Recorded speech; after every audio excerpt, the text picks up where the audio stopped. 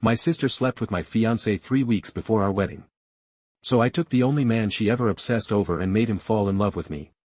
My younger sister, Anna, has been using the same excuse since she turned 21. She can't have her one true love, so she's free to destroy everyone else's. And I don't mean that in a cute she's still hung up on her ex way.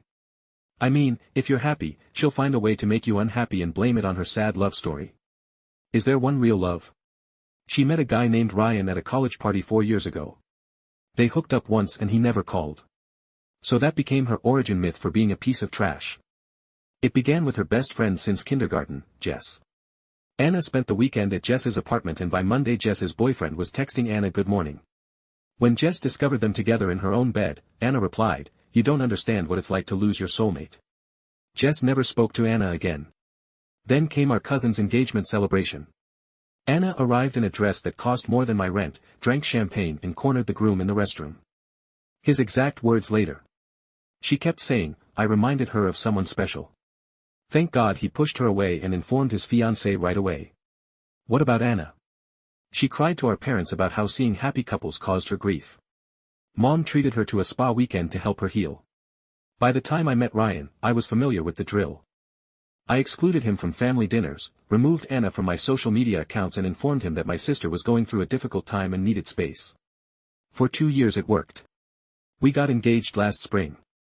We've arranged a simple ceremony with only ourselves and a few close friends. I did make one mistake, however. I addressed it during Mom's birthday supper. Anna's eyes brightened up, like if Christmas had arrived early. I'm so happy for you, she murmured, hugging me. When do I get to meet him? A week later, Ryan laughed as he showed me his phone. Your sister found me on Instagram with some fake account. Look at these messages. We read them together, mocking her desperation, and then he agreed to block her. I had the illness 3 weeks before my wedding and it was horrible. Ryan was meant to be at his brother's golf tournament for the day, but a buddy who lived near Anna's apartment complex phoned me to come over, since I was already there with my sister Wat. She stated that she had noticed Ryan's Tesla in the visitor space. My chest got cold. I drove over fever and all and used the spare key Anna had given me for emergency purposes. I discovered them on her couch with her head on his lap and his hand in her hair, both half-dressed. She looked up at me, phony tears already forming. I'm so sorry, she muttered. He just reminds me so much of Ryan. I stormed out. He did not even attempt to rescue what we had. That's when I determined she'd find out what losing is actually like. Ryan wasn't some mysterious figure who simply vanished. We had been following each other on Instagram for 3 years. We had mutual acquaintances from college and would occasionally like each other's postings, but we never really chatted. He lived 3 hours away, worked as a physical therapist and shared footage of his golden retriever. So I went into his DMs with a simple message, hey, this is weird, but my sister had a thing for you in college and just ruined my wedding. Want to help me ruin her life? He responded in 12 minutes, Anna, the girl who showed up at my mom's house, I'm in. It turns out she had driven to his hometown and introduced herself to the family as the love of her life. Adrian Chen, a 31-year-old successful architect with the kind of quiet charm that made women melt just by looking at him, black hair that was always perfectly tousled, dark eyes that seemed to hold secrets and a smile that made me pause my Instagram scroll for longer than necessary. Adrian and I first met in person at my father's 60th birthday party 2 weeks after I officially separated from Ryan. I was still wearing sunglasses inside to disguise my dark circles and arriving late to avoid questions about my romantic life. When I arrived at my parents' place, I found him in the kitchen helping my mother with the dishes and smiling at a joke she had told, this must be the famous older sister. He replied as Anna introduced me, offering his hand with a genuine smile. Anna talks about you a lot. I'm sure she does. I thought as I shook his hand, which was firm and warm. I hope it's good always. He responded, but something about his tone made me believe he understood exactly what kind of person Anna was. During dinner, I observed how he interacted with my family. He was respectful to my parents, genuinely interested in my father's work experiences and patient when my mother questioned him about his future plans and with Anna. He was attentive, but in an almost cautious manner, as if he was continually assessing her emotions. Adrian designed that new building downtown, Anna murmured at one point, leaning against him in a possessive manner. I immediately recognized the one with the lovely hanging gardens. It was a team project, he explained gently. I only did part of the landscaping. Don't be modest. She said, kissing his cheek in a way that was more staged than genuine. He's brilliant, absolutely brilliant. Adrian was slightly embarrassed by the excessive praise, but he smiled nicely. I observed something at that very time. He was not really loyal to her. There was a reserve there, a subtle wall that Anna easily missed, but anyone who knew how to observe could see it. After dinner, while my parents showed Adrian old photos in the living room, I had a moment alone with Anna in the kitchen. He seems nice, I said, drying the dishes. She was washing, isn't he? She sighed dreamily. He's so different from all the other guys I've dated, more mature, more stable, richer. I mentally translated, observing his Rolex watch and the German automobile in the driveway. How did you meet? He had come to the law firm where I worked for a project meeting. I was delivering paperwork to my boss when she paused, washing the dishes with a lovely smile. It was like in the movies, you know. Our eyes locked across the room and that was it. And he asked you out right away? Not exactly, she said, and I noticed a shadow pass over her face. He was polite but kind of distant. It took 3 casual encounters in the building lobby until I managed to get him to ask me for coffee. Casual encounters, translation. She pursued him till he gave in politely. But now you've been together for how long? 2 months. She murmured, her voice dreamy and familiar. She used the same tone when she spoke about Ryan, our cousin's fiancé, and Ryan, and I can feel that it's different this time. He's the one, you know, the one. My stomach contracted there.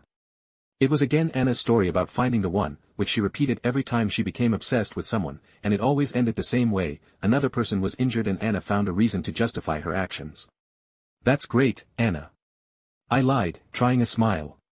You seem happy together. We are, she stated with certainty. He sometimes gets kind of distant, you know, like he's thinking about something else, but I know it's just because he's used to being independent. Men like Adrian don't open up easily. Or maybe he's simply not as invested as you are, I reasoned, but kept my thoughts to myself. When we got back to the living room, Adrian was gazing at a photo of me from college graduation. Did you study architecture too? He inquired. Graphic design, I responded.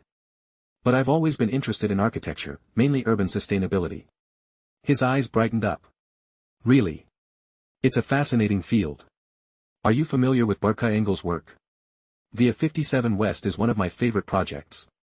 I am, I said, and I noticed genuine astonishment and interest on his face. We spent the next 20 minutes talking about green architecture and urban design, which flowed organically and seamlessly. Anna attempted to participate in several times, but it was clear that she lacked the necessary understanding to make a substantial contribution. We should continue this conversation sometime, Adrian murmured as they walked away. It's rare to find someone who truly understands the importance of sustainable design. Sure, I answered, ignoring Anna's expression. That would be interesting. When I arrived home that night, I couldn't stop thinking about Adrian, not in a romantic way, at least not consciously, but there was something about him that piqued my interest. Perhaps it was because he appeared to be a truly kind person in a hard circumstance. Perhaps it was the way he treated me as a fascinating person, not just Anna's sister. Perhaps it was the fact that, for the first time since Ryan, I felt a genuine connection to someone. Adrian attended every family function over the next several weeks, including my parents' Sunday barbecue, my aunt's birthday and our cousin's son's christening, and with each time Anna got more possessive, theatrical and desperate to maintain his attention on her. Adrian, you need to try the cake I made, she would add, even if he was still eating. Adrian, do you remember that funny story I told you about work? She'd say, even if he was clearly interested in speaking with someone else. Adrian, let's go. You said we had plans. She would lie when she noticed he was having fun without requiring her constant attention.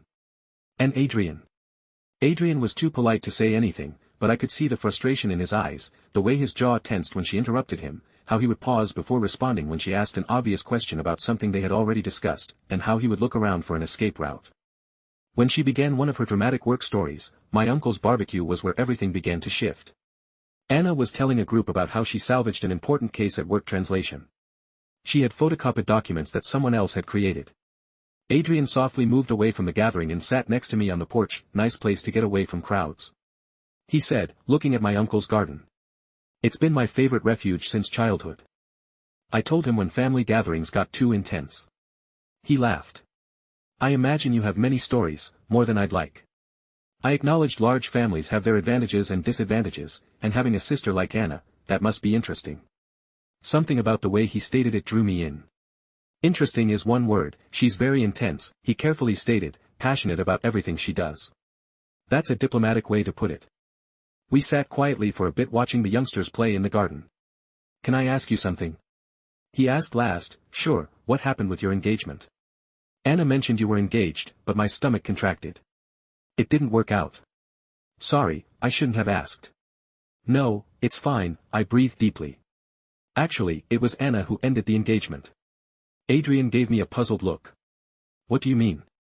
She slept with my fiancé 3 weeks before the wedding. The long stillness that followed made me regret telling him. Finally, Adrian said Jesus Christ. She said she was going through a difficult time, that he reminded her of someone special she had lost, that it wasn't intentional and you forgave her. Not exactly, I replied. Looking at him, why does that change your opinion of her? He remained quiet for a long time, staring at his own hands. It explains some things. He finally stated. What kind of things? The way she clings, like she's always afraid I'm going to leave, he blinked. And the way she talks about you like you're competitors instead of sisters we are. I answered simply, at least in her head. When we got back inside, Anna saw we had been conversing alone for the rest of the afternoon. She didn't leave his side, making excuses to touch his arm, kiss his cheek and mark territory in any way possible. But something had changed. Throughout the celebration I could feel Adrian observing me, and when our gazes connected, there was a fresh understanding, as if he realized there were more levels to this family than Anna had shown.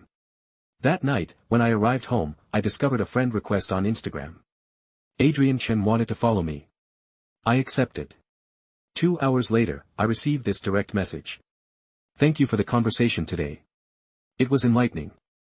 I'd like to continue our discussion about sustainable architecture sometime. How about coffee this week? I stared at the message for 15 minutes before answering, sure, that would be great. And that's how it all started. Chapter 2. The coffee was served on a Tuesday afternoon at a little cafe downtown that Adrian recommended. It was one of those hidden gems that only locals knew about, with exposed brick walls, hanging plants and the greatest cappuccino I'd ever had. We arrived almost simultaneously, with me arriving from my workplace and him from a client meeting. This place is amazing. I said, looking around. How did you discover it? I work in the building next door, he stated, removing his jacket and placing it on the back of the chair. I come here whenever I need a quiet place to think. We got our coffees and spent over 2 hours discussing everything except Anna, architecture, sustainability, our work, places we wanted to visit and books we had recently read.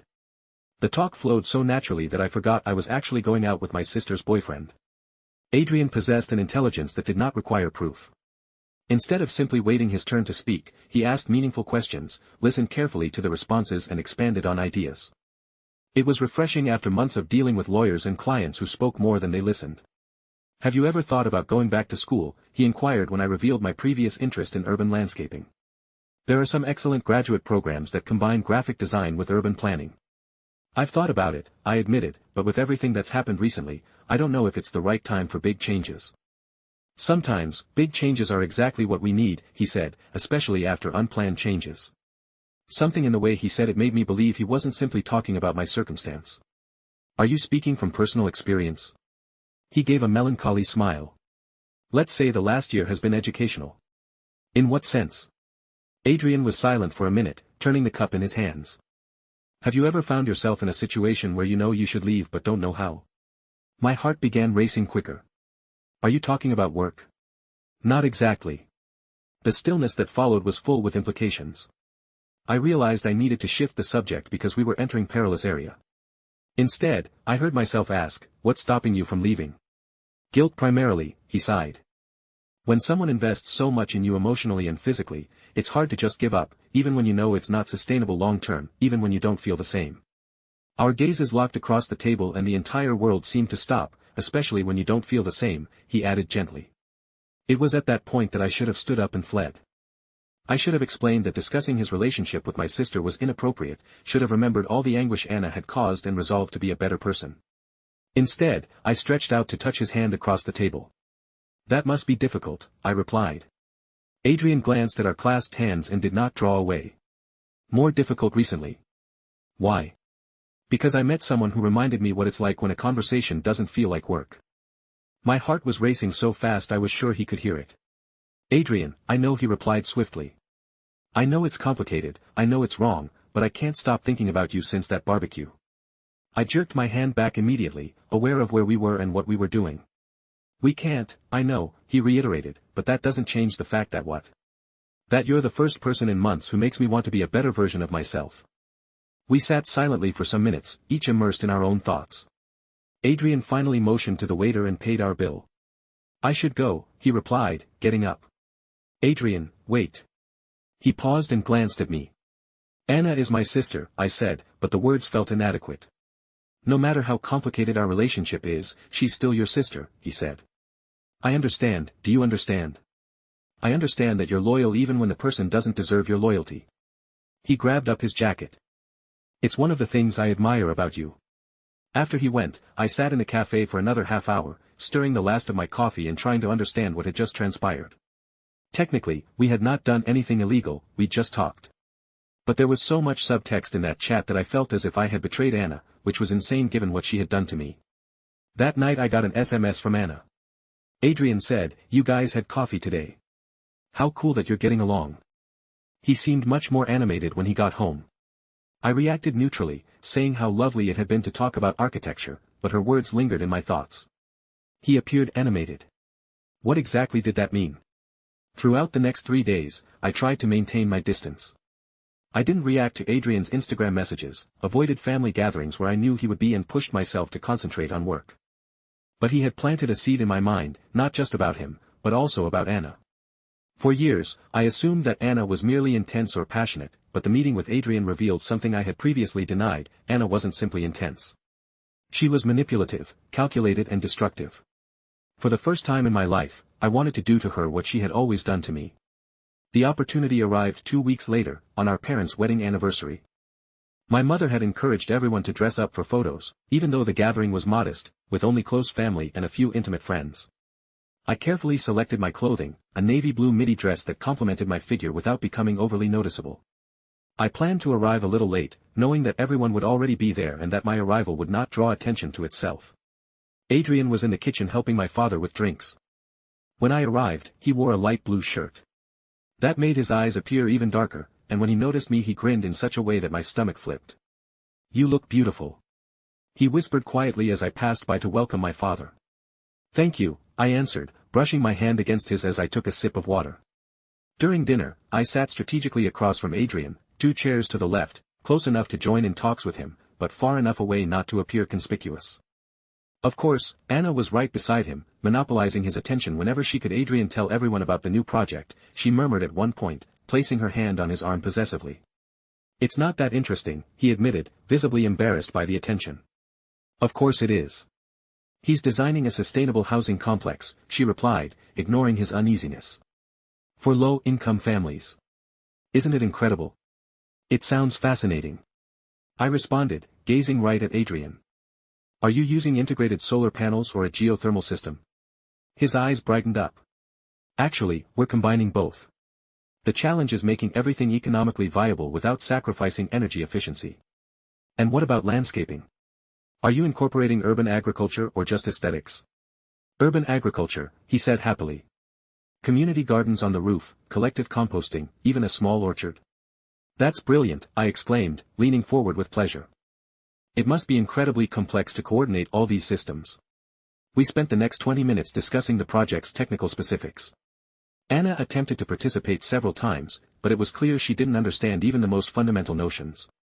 She eventually gave up and remained silent, picking at her food with an increasingly annoyed grimace. After dinner, when everyone went to the living room for coffee and dessert, I had a moment alone with Adrian on the porch. "Sorry if I monopolized the conversation in there," I blurted out, "it's just that your project sounds really revolutionary, don't apologize." He added, getting a little closer. "It's refreshing to talk to someone who really understands what I'm trying to do." "Anna isn't interested in your work." Adrian paused. "She is interested in the idea of my work, in how it sounds when she tells other people about it, but the real details, the process, the challenges," he said with a shrug. "It's not her fault. Not everyone needs to be passionate about sustainable architecture, but it must be lonely," I added softly, "not having anyone to share that passion with. It is," he acknowledged, "very lonely." We stood silently for a bit, gazing at the lawn illuminated by the lamps. "Adrian," I started, but he interrupted me. "I broke up with her," he announced unexpectedly. "My heart has stopped. What, last night I broke up with Anna?" "Why first?" inquired, although a part of me already knew the answer. Because it's not fair to continue with someone when you're thinking about another person. We looked at each other for a long time. Adrian slowly approached. Can I kiss you? He said quietly. Rather than responding, I leaned closer and kissed him first. Anna opened the porch door. Just at that moment her scream rang through the house. Chapter 3. Anna's scream was so loud and harsh that the neighbor's dog began barking. Adrian and I split up immediately, but it was too late. She'd spotted us. What are you doing? She yelled, her voice sounding unnatural. Within seconds the entire family was on the porch, including my dad, uncles, cousins and even the 85-year-old grandmother who usually sat in the living room recliner, all staring at the three of us as if it were a reality show episode gone awry. Anna, calm down. My mother murmured, approaching her cautiously. What happened? She kissed my boyfriend. Anna cried, pointing a shaking finger at me. My own sister kissed my boyfriend. Ex-boyfriend, Adrian corrected gently, which was clearly the incorrect thing to say at the time. Anna looked at him with a rage I'd never seen before. Since when? Since last night, he continued, gathering the strength to speak louder.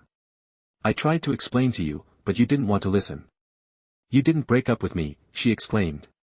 You said you needed time. That's not breaking up. My mother spoke, breaking the uneasy silence that ensued. Maybe it would be better to discuss this inside the house. She said tactfully, no. Anna said, I want everyone to hear. I want everyone to know what kind of person my sister really is. She turned to me, tears flowing down her cheeks, but with wrath in her eyes that made me take a step back. You can't stand to see me happy, can you? First, you sabotaged my friendship with Jessica. Then I sabotaged your friendship with Jessica. I asked, finally finding my voice. Anna, you slept with her boyfriend. That was different. How was it different? I was going through a hard time and now I'm going through a hard time too. I replied, my voice rising. Or did you forget that you destroyed my wedding 3 months ago? A murmur went through the gathering family. Some of my uncles and cousins had no idea what had happened to Ryan. It's not the same thing. Anna answered, but her tone was less certain. Why not? I responded, taking a step closer to her. Why is it that when you ruin other people's lives, it's because you're going through a hard time, but when it happens to you, it's because the other person is bad? Because I never did it for revenge, she yelled. You did this on purpose.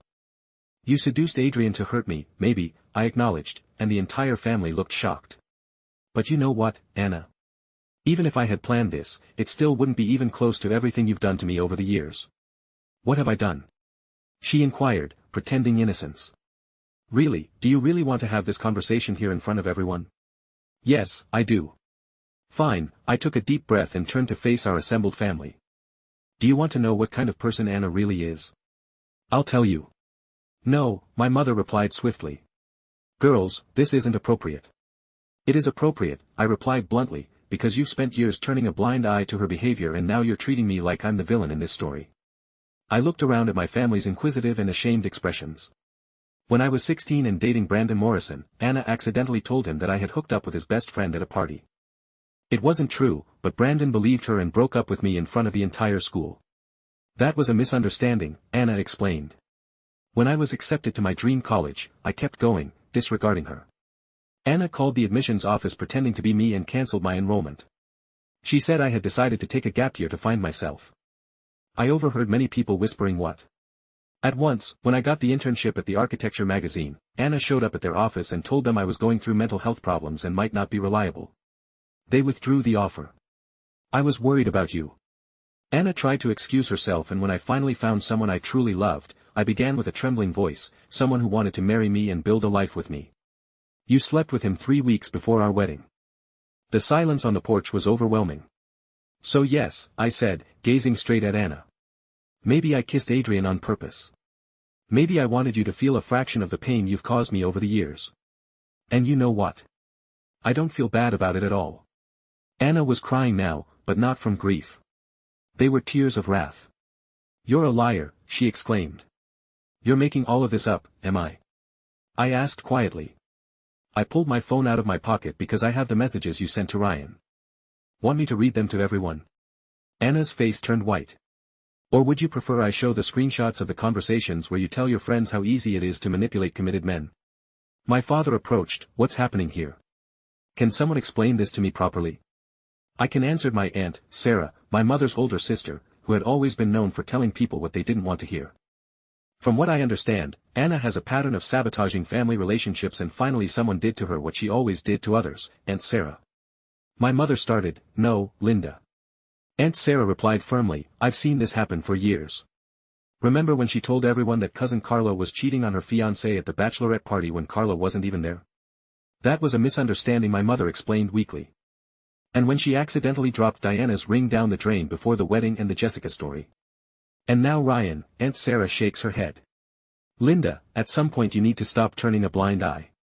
My cousin Caleb, Ryan's college classmate, spoke for the first time. To tell the truth, Ryan told me his version of the story about 2 months ago. He said Anna showed up at his house saying you had asked her to check if he was really working late. Like he claimed that you were suspicious and wanted to be sure. Before the wedding, everyone's attention was drawn to Anna, who was turning increasingly red. And when he said that was strange because you two talked every day and you never mentioned being suspicious, says Caleb. She said you asked him not to mention it, that it was just so you could be sure that you didn't want to seem controlling. That's not true, Anna exclaimed hastily. He showed me her messages. Caleb explained simply, all time-stamped and documented. My mother glanced at Anna with a look I'd never seen before. Anna, is this true? I was just trying to protect her. Anna said Ryan wasn't good. She deserved to know. By lying to him about what I had asked you to do, I inquired, how was that protecting me? You never would have found out who he really was if I hadn't. He didn't do anything, I exclaimed. He didn't do anything. You showed up at his house with a made-up story, threw yourself at him when he was confused and drunk, and then made it seem like it was his idea. It wasn't like that, wasn't it? I said, picking up my phone and scrolling until I found what I was looking for. Then I'll read the message you sent to your friend Kelly.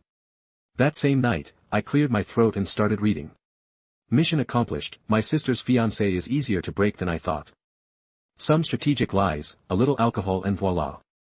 She'll thank me later for saving her from a horrible marriage. The hush that ensued was absolute. And here's another one, I added, scrolling down. Honestly, I don't know why I feel bad. It's not like she was really happy with him. She was just settling because she was getting old and desperate. Anna shook her head fiercely. You're taking that out of context. And one more. I replied, discovering the message that had affected me the most. The best part is that now she'll be single again, so she won't think she's better than me anymore. Single sisters are much more fun than married sisters. My mother covered her mouth with her hands. My father appeared to have been hit by a truck. Anna, my mother whispered quietly, tell me this isn't true, Mom. I can explain. Explain. Then, yelled my uncle, Roberto, my father's younger brother, who had always had a volatile temper. Explain how you destroyed your sister's life on purpose. I didn't destroy anything, Anna exclaimed. I saved her. You don't understand what Ryan was really like. What was he really like? I inquired. You spent exactly 3 hours with him before deciding he was no good. 3 hours in 2 years of relationship. I knew by the way he looked at me. For God's sake, Anna. Aunt Sarah yelled. Not every man who looks at you wants something. Sometimes they're just being polite. That's not true. Yes, it is. Adrian said, speaking for the first time since admitting he had ended his relationship with her. Anna, you interpreted every normal conversation we had as if it were something more. Every time I was polite. You thought I was flirting. Every time I laughed at your jokes you thought I was falling in love. You were, she insisted. You said I was special. I said you were an interesting person. Adrian said, which is very different. You don't understand. Anna remarked, looking to the family for comfort. You don't know what it's like to be me, always in her shadow, always being compared. I laughed, but it wasn't a pleasant sound. Anna, since we were born, Mom and Dad have told me to be patient with you, to let you win, not to compete. You've never been in my shadow because I never tried to cast a shadow. That's not true, isn't it? I exclaimed, how many times did I let you win games because you threw tantrums when you lost? How many times did I say you were right when you were obviously wrong, because it was easier than dealing with your attacks? How many times did I give up things I wanted because you wanted them more?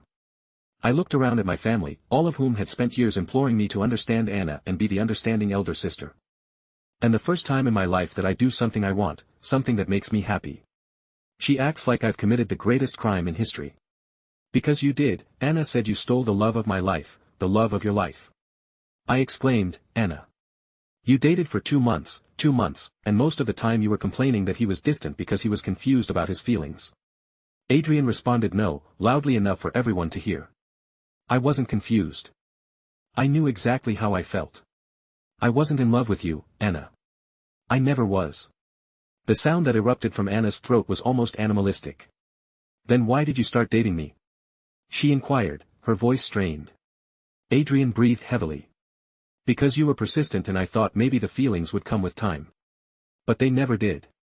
And now you're in love with her? Anna inquired, pointing to me. Adrian stared at me and the entire world seemed to stop. Yes, he answered simply. I am. Anna crumbled, physically, falling to the porch floor and sobbing loudly, making everyone uncomfortable. My mother hurried to comfort her, but Anna shoved her away. You're all against me, she exclaimed from the floor. My own family is choosing her over me. Nobody is choosing sides. My father remarked quietly.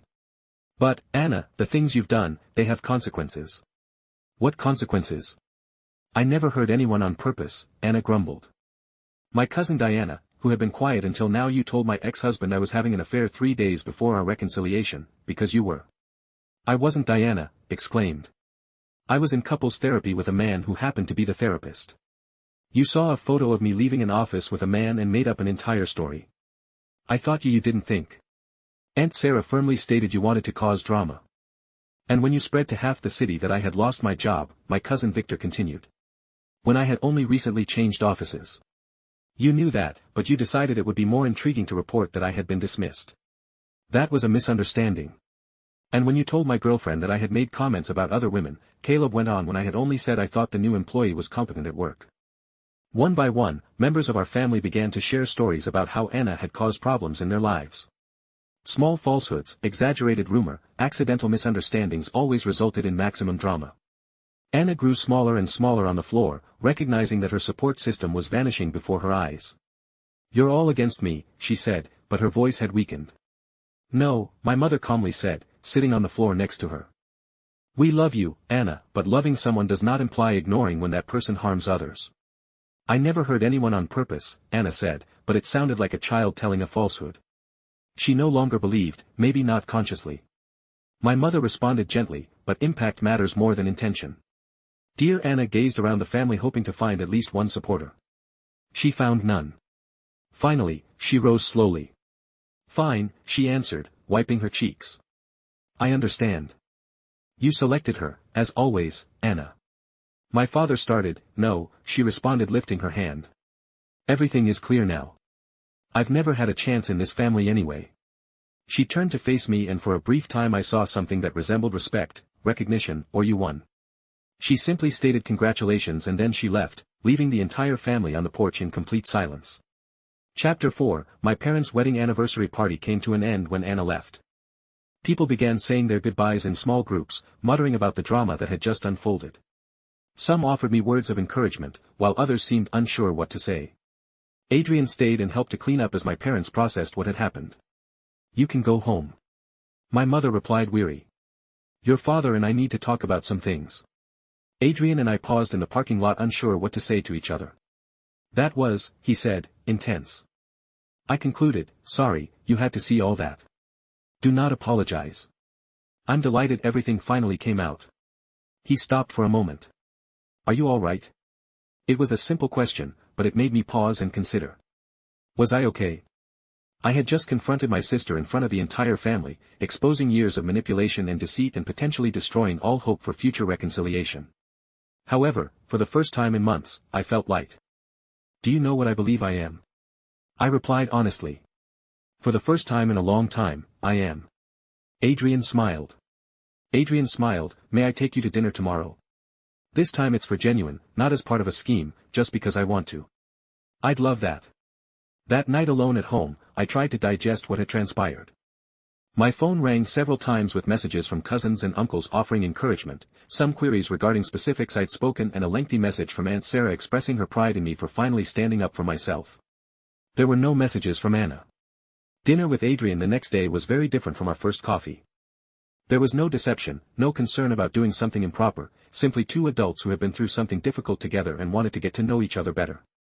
May I ask you something, he added as we shared dessert. When did you decide to do what you did with Anna and me? I mean, I considered my response carefully, honestly. I believe it was during the first coffee, when you mentioned feeling guilty for not feeling the same way she did. I recognized you two were stuck in a relationship that was unhealthy for everyone and you choose to intervene. I decided to do to her what she always did to me. I told her, the difference is that you really wanted to get out of that situation. What if I hadn't wanted to? Then I would have found that out and quit. I said without hesitation, I am not Anna. I don't force circumstances where I'm not wanted. We talked for 3 hours about everything, including our families, occupations, goals and disappointments. It was the first time in years that I felt fully at ease with someone, without fear of criticism or manipulation. When he walked me to my car, he asked, "Do you regret it? Everything that happened?" "No," I answered without hesitation. "Do you not at all?" He kissed me then, a kiss unlike the one on my parents' porch, which had been impulsive, tense and filled with vengeance. This one was mild, promising and full of potential. Adrian and I began dating seriously. Over the next few weeks we went to the movies, ate out and spent our weekends exploring neighboring mountain trails. It was surprisingly easy to be with him. Conversations proceeded naturally, we had enough interest to never run out of topics, but we also differed enough to keep things fresh. More significantly, it was the first time I was with someone who saw me for who I truly was, not as an altered version of myself. With Ryan, I'd always felt like I was playing the role of the ideal girlfriend. With Adrian, I could just be myself. Anna, meantime, had almost vanished. She didn't show up for Sunday dinners at my parents' place, didn't react to family communications and had ceased using social media. My mother was concerned, but she understood Anna's need for room to process. "She'll be fine." My father assured me at one of our weekly coffee meetings, a practice we had established following the drama. Anna has always demonstrated resilience. Perhaps this was what she needed to finally make some changes. I wasn't too sure. I knew Anna well enough to know she did not see this as an opportunity for advancement. For her, this was a complete betrayal by the family she assumed would always be on her side, no matter what she did. 6 weeks later, on a Tuesday night, my cousin Diana called me to confirm, "Did you see Anna's Instagram?" She inquired without prelude, "Number Y, you need to see this." I accessed Instagram for the first time in weeks and immediately went to Anna's page. The first thing I realized was that she had blocked me. The second was that she had shared a collection of anecdotes about overcoming and family toxicity. "Diana, I cannot see it." She blocked me. "Wait, I will take screenshots and send them to you." The screenshots arrived within minutes. Anna had shared a series of lengthy texts about narcissistic sisters and families who take sides. There were quotes about removing harmful people from your life and prioritizing mental health, but what drew my attention the most was the final post. "Sometimes the individuals who are supposed to protect you are the ones who hurt you the most." I discovered that blood does not imply loyalty and that sometimes you need to start your own family. For everyone who has inquired, where I have been, I am recovering from abusive relationships and reconstructing my life. Thank you to everyone who helped me through this difficult period on healing journey. Yiksha, toxic family, choose yourself. She's telling everyone we're abusive. I said to Diana, things get worse. Check out the comments. I read through the comments and noticed that Anna was responding to queries with vague assertions about years of emotional manipulation and being the family's scapegoat. Some people who didn't know us well offered their support, saying things like "you deserve better." Toxic families are the worst. What should I do? I asked Diana. Nothing, she answered firmly. Anyone who knows you both knows the truth, and those who don't know well, their opinions don't matter. But this was easier said than done. During the next few weeks, I heard reports about the stories Anna was spreading. I had always been envious of her that I had taken all of her boyfriends throughout the years. Our family has always preferred me. She was the victim of a dysfunctional family dynamic in which she was never given a chance. The irony was that Anna was finally doing what I had always hoped she would do, getting herself out of situations that made her unhappy. The difficulty was that, rather than accepting responsibility for her role in the problems, she rewrote the entire story to make herself the victim. She's always been like this. Adrian told me one night when I was especially irritated because Anna had told mutual acquaintances that I constantly attempted to compete with her. People like Anna are unable to function without a villain in their story. If not you, it would be someone else. But they're all lies, I replied, or at minimum completely distorted versions of the truth. And anyone who cares about you knows that. He said, drawing me in. The rest doesn't matter. Gradually I realized Adrian was correct. The folks who knew me best, my family, loyal friends, and coworkers, knew the truth, and those who blindly believed Anna's stories were probably not the people I wanted in my life. More crucially, for the first time in my adult life, I was in a position where Anna's actions could not immediately influence me. She could no longer ruin my relationship, since I had entirely separated myself from her. She could no longer cause trouble at family gatherings because she had excluded herself. She could no longer use our family as a target for her manipulations, because everyone had witnessed her true nature. It felt liberated in ways I hadn't expected. Chapter 5. Adrian and I became increasingly serious. 3 months after the incident at my parents' party, we'd been seeing each other virtually daily. I had a drawer at his house and he had met my best pals. It was the kind of relationship I'd always wanted, steady, respectful, full of laughing and meaningful conversations. On a Friday night, when we were cooking supper together in his kitchen, he broached the issue we had both avoided. "Have you been thinking of Anna?" He inquired. "Cutting veggies for the salad sometimes," I admitted. "Why, just I do not know. I sometimes worry if we did the right thing." I stopped stirring the risotto and turned to face him. "Do you regret it?" "No," he replied quickly. "I don't regret being with you. I'd never regret that." He waited, selecting his words carefully, "But sometimes I wonder if there was a better way to handle everything." It was a valid question, one I had thought several times in recent weeks. "Do you think it would have been different if you had simply ended your relationship with her before we were involved?" "Maybe, or perhaps she would have reacted in the same way," he sighed. "It's impossible to know, Adrian," I whispered, approaching him and placing a palm on his face. "I understand the guilt. I really do. However, keep in mind that Anna made her own decisions. She refused to accept when you claimed you needed time. She decided to interpret your courtesy as romantic desire. She chose to imagine a relationship that did not exist in reality." "I know," he murmured, taking my hand in his. "It's just. Sometimes I think we could have been gentler kinder than what then. Years of our family's attempts to confront her about her behavior. Then countless of broken relationships that were just ignored. Then spending my entire life as the understanding sister." Adrian was quiet for a bit. "You're correct, it's only she seemed completely destroyed." "She was destroyed," I admitted, "but not because of us. She was ruined because she was forced to confront the consequences of her own conduct." We returned to cooking in silence, but I could tell we were thinking about the same thing, whether we had been overly nasty, if there existed a version of this story in which everyone got out unscathed. The answer came 2 weeks later, in an unexpected fashion for both of us. I received a call from my mother on Tuesday afternoon. Her voice sounded strange, not anxious but bewildered. "Can you come over?"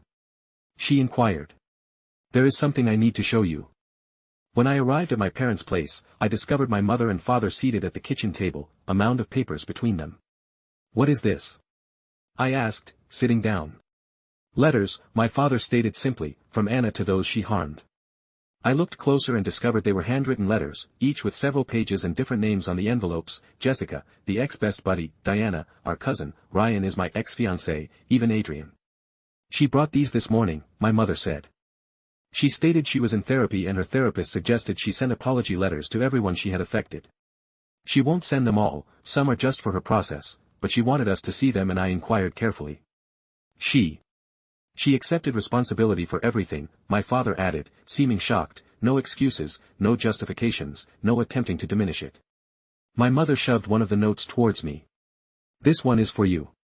With shaky hands, I opened the envelope and began reading. "Dear sister, I know this letter is probably too late and you have every right not to read it, but my therapist insists that I accept full responsibility for my behavior, even if it doesn't change anything between us. I intentionally ruined your wedding with Ryan. It was not an accident. It wasn't because I was confused or having a hard time. I couldn't stand seeing you pleased in a way I'd never been able to be. I made up the narrative about you being suspicious of him because I knew it would provide the opportunity one needed. When he was vulnerable, I took advantage. I've also ruined your other connections over the years, including Brandon Morrison, that magazine internship and your college enrollment. Whenever you were accomplishing something I want for myself, I found a method to undermine it. I convinced myself that I was protecting you or that you did not deserve these things any more than I did. But the reality is I couldn't tolerate not being the focus of attention. I know you treated Adrian the same way I treated you and I know it was deliberate and you know what? You were correct. I needed to experience what it was like to be on the other side. I needed to know what it was like to have someone you care about ripped away through manipulation and deceit. The difference is that you only did it once as a lesson. I repeated that for years because I was envious and selfish. I don't anticipate your forgiveness. I don't deserve it, but I want you to know that I am working to become a better person. I'm in treatment and taking medicine for anxiety and depression, and for the first time in my life, I'm attempting to figure out why I did these things rather than just making excuses. You were always the sister I aspired to be, nice, talented and beloved by others. Rather of attempting to be like you, I attempted to pull you down to my level. That was cruel and unfair, and you did not deserve it. I hope you're happy with Adrian. From what I know of him, he appears to be a wonderful person, and you make sense together in a way we never did. I'm sincerely glad you found someone who sees you the way you deserve to be seen. I love you and I apologize for everything. Anna. When I finished reading, I had tears in my eyes. They weren't really tears of sadness, but of relief. Closure. She brought this personally. I inquired. She did. My mom verified she only stayed a few minutes. She said she didn't expect it to change anything, but that she needed to do her part to try to repair the damage she caused. How did she seem? Different. My father replied thoughtfully, more quiet, more mature. Maybe she lost weight and seemed tired, but not in a bad way, like she was finally sleeping properly. We spent the next hour discussing the letters, what they represented and whether we thought Anna's turnaround was genuine or simply another ploy. In the end we decided that there was no way to know for certain, but the fact that she wasn't looking for anything in return, not forgiveness, reconciliation, or even a response, was a good indication. That night I showed Adrian the letter. He read it silently, his demeanor shifting with each paragraph. How do you feel about this? He said when he had finished. I don't know. I said honestly, part of me wants to believe she's really changed. Another part is waiting for this to just be another one of her strategies. And if it's genuine, maybe someday we can have a relationship again, not like before, never like before, but perhaps something functional. And if it's not, then at least I'll know I did my bit, that when she was ready to accept responsibility, I was eager to listen. Adrian pulled me near. You're a better person than I would be in this situation. I'm not sure about that, but I know I don't want to live the rest of my life angry, not for her, for me. I placed the letter in a drawer on my desk and tried not to think about it too much. Adrian and I went about our normal lives for the next few weeks, going to work, eating out and spending weekends together. He had begun talking about us moving in together and, as horrifying as the prospect was after what had occurred with Ryan, I was beginning to seriously consider it. 3 months after receiving the letter, I met Anna for the first time since my parents' party. I was at the grocery store looking for dinner when I noticed her in the organic fruit section. She seemed smaller than I remembered and her hair was trimmed shorter, giving her a more mature appearance. She was dressed casually, without the extravagant cosmetics she used to wear, and appeared to be very focused on her grocery list. For a moment I pondered, pretending I hadn't noticed her and discreetly exiting through the other side of the store. But something pushed me, approach her. Hi, Anna, I responded quietly. She looked up from her list for a brief moment and appeared terrified. Then her face relaxed into an expression I didn't recognize, not quite tranquility, but near high. She said, how are you? Good, and you better? She replied, and it seems genuine, different but better. We stood in quiet for a moment, two sisters who were once close but are now strangers, in a grocery store aisle. I got your letter. I finally said. I figured you did. Mom said you all talked about it. It was unexpected. Anna gave a faint, sad grin. My therapist said it would be the hardest part of the whole process, admitting exactly what I had done without excuses. And how was it to write? Horrible, she said, but necessary. I'd never truly considered how my behavior influenced others. I was always too concentrated on how I felt and how I was wronged. More silence. Then she asked, how are things with Adrian? Good, I responded cautiously. Very good, I'm glad, she replied, and to my astonishment she appeared sincere. You make sense together. I always knew you did, even when I was pretending I didn't see it. Anna. No, she interjected gently. I am not saying this to make you feel guilty or to manipulate things. I am saying it because it is true. You communicate in a manner that Adrian and I never could. You complement one another. Thank you, I murmured, unsure what else to say, and I want you to know. She added that I understand why you did what you did. I'm not thrilled about it. But I understand I would have done the same thing if I were in your situation. After everything I've done to you over the years, that doesn't make it right. I responded, no, she confirmed. But it also doesn't make you a bad person, just human. A woman passing by with her cart reminded us that we were in the center of a grocery store. I should go, Anna said. But it was good to see you, really for me too. I responded, realizing I was being truthful. She began to walk away but then turned around. Can I ask you something? Sure, could you please forgive me someday? Not now, I know it's too early, but perhaps eventually. The question took me by surprise. I considered my response carefully. I don't know. I replied honestly, but I am trying and it is already more than I could have imagined a few months ago. She nodded, as if that exceeded her expectations. It's enough. She said more than enough, and then she really departed, leaving me alone among the organic fruits, absorbing a conversation I never expected to have. That night, I told Adrian about our experience. How do you feel? He inquired, which had been our regular way of processing anything. Anna related hopeful. I said, after considering, for the first time in maybe since childhood, I feel like maybe there's a version of the future where Anna and I can coexist without constant drama. Would that be good? It would. I answered, understanding it was correct. It wouldn't be like before and we might never be close again, but it would be peaceful. Adrian kissed my forehead. You deserve peace, we deserve it. I replied. All of us. Adrian and I finally moved in together 6 months later. A year later, he proposed to me on a mountain trail, the same location where we had our first truly honest chat about our families and pasts. Anna didn't attend our wedding, but she did send a card. Inside there was simply one line, I wish all the happiness in the world for both of you. The signature was simple, Anna. There's no drama, there's no subtext, no attempt to make it about her. It was perfect. Adrian and I now live a life that I never imagined feasible 3 years ago. We live in a house we created together, work on exciting projects and enjoy the kind of solid and respectful relationship I always wanted but never thought possible. Anna and I communicate on occasion, such as birthday texts, congratulations on job promotions and condolences after our grandmother died. She is still in therapy, still working on herself. She recently began dating a new man, whom she met through her therapy group, and our mother assures me it's a healthy and solid relationship.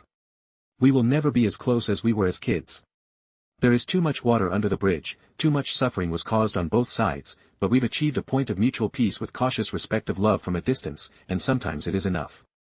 Sometimes that is all you can ask for. The retaliation I planned for Anna began as a method to let her feel the agony she had always caused others. However, it eventually grew into something far bigger. It became a lesson for all of us, a lesson in consequences, regarding responsibility, and about the prospect of genuine change. Anna realized that her actions had an impact, that manipulation is not love. The healing process begins when you stop viewing yourself as a victim. I've learned that sometimes you have to battle for your own happiness, even if it means hurting someone you love. Family loyalty does not imply accepting abuse. Setting boundaries is not harsh. Rather, it is necessary for survival. And Adrian discovered that the most challenging situations may sometimes produce the best results in life and that true love can emerge even from well-planned vengeance. In the end, we all emerge from this scenario as better people, different but better, and I think is the most effective form of vengeance.